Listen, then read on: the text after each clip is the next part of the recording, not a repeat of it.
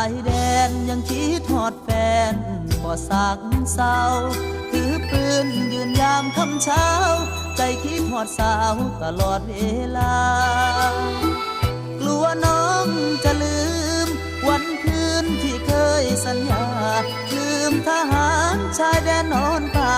ขอจดหมายมาให้กำลังใจ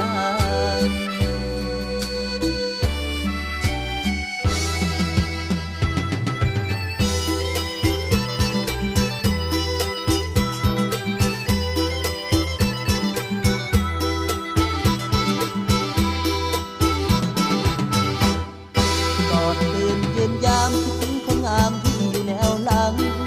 ส่งจอมอมาบางเขียนถึงชายแดนที่อยู่แดนไกลเสียงปืนก้องแนวหน้าป้องปืนแผ่นดินไทยเสียเลือดเพื่อชาติใหญ่เพื่อพี่น้องไทยตายทุ่งไตรเสียงปืนป่งชายแดนสานันกัดฟันต่อสู้ศัตรูไทยเป็นนี้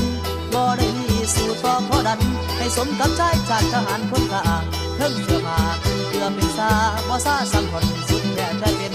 บ่เขาเว้นยามลบให้ลีพี่ชีวิตสู่ตายลายสิ้น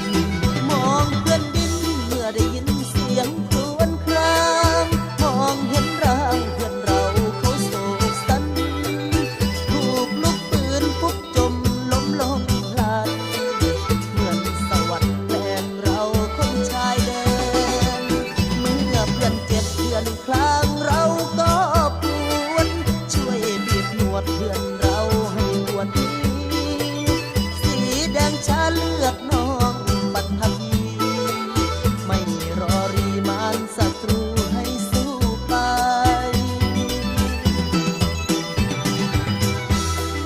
โอดทนได้หัวใจทหารยามนอนกะป่าไผมาอยู่ไกลปกป้องสู้ยามเขาและน้ำกินบ่สมบุญให้กระสุนค่อยลบเพื่อให้ทั้งข่ายปืนสะพายนั้นเป็นคือเลือดยืนยามโศคำคือจังกำนอละของบากไอทหารกราบเดียวใจแทบไม่ไหวเพื่อนสิ้นใจในอ้อมกอดเพื่อนไม่รอดสุดเศร้าเราหมดหวัง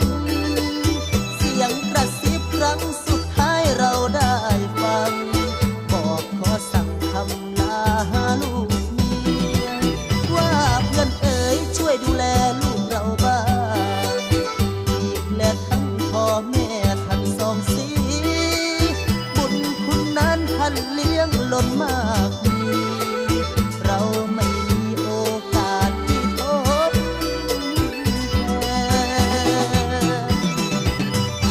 นขอแฟนของทหารคนกลางขอแฟนของทหารคนกลางมีจอมอมาให้กำลังใจแน่วอนแนวหลังให้มีใจหักแท้อย่าลืมถึงผู้อยู่ไทยทหารไทยฝากเสียงมาอ่อนยามที่หลับนอนก็ยังฝันเห็นหน้าอย่าลืมสัญญาทหาร